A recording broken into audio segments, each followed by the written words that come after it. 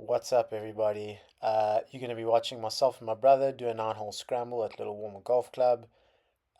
We forgot to record the first hole because we're idiots, but let's get on with it. Josh goes out of bounds to the right. I go straight down the middle, so we end up taking mine. I do what I do best, and I just duff it. There we go. Uh, Hate to see it, but it happens to all of us. Josh goes and he just blocks his out to the right. Sits about pin high. We are kind of sort of stuck behind a tree, but it's okay because he's got the hands of a magician. One bounce off the fringe, lands it nice and close. I go and do the same. Unfortunately, I lip out though. You'll see my reaction now. Yeah, very unfortunate. But nice easy taps. That puts us even Stevens through two.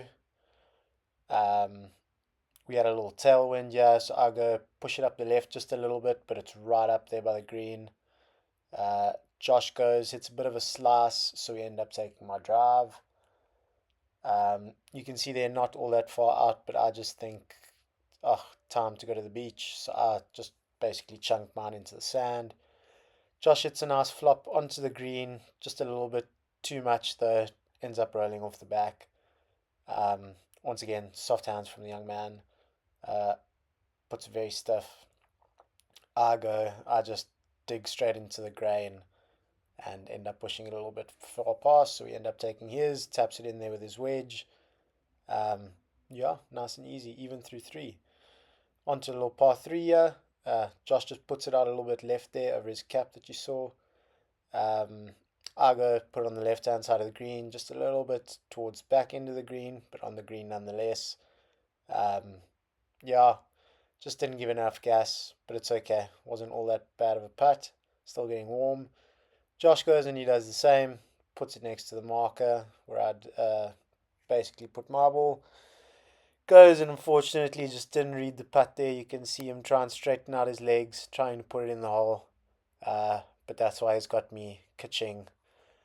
Secures us another par, even through four. I go with a little high draw there, just pushing it a bit to the left though. Josh goes and he just sends this absolutely on a rope down towards the monument. So we end up taking his drive. Uh, Man goes, puts a little bit of English there, puts us maybe about a meter away from the pin, meter and a half away from the pin. I go and I do the same, but Josh is just a bit closer, so we end up taking his. And then once again, this man, what a putt. Ka-ching. What a bird. So one under through five. Another par three out over water. Josh just puts it over the left of the bridge there.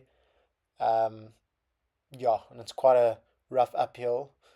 I just go and block mine out a bit to the right. Did get over the water though, so we are dry. So we opted to go and take mine. There we go. Yeah, once again, just get caught up in the grain there. Worked out alright though.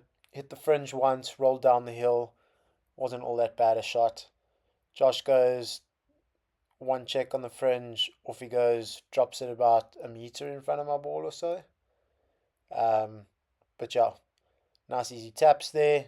Another par, gotta love it. One under through six. Big par five here. A little bit of a dogleg right. Josh puts it up the left hand side of the fairway. Then it's up to me to just go and outdrive him by about 5 meters. Also up the left hand side of the fairway. There's a huge tree that blocks the middle of the fairway, as you can see there. Two different routes. I decided to go under it. And as you can see, that white house in the back there, that's where the green is. Rolled up onto the green just off the backhand side.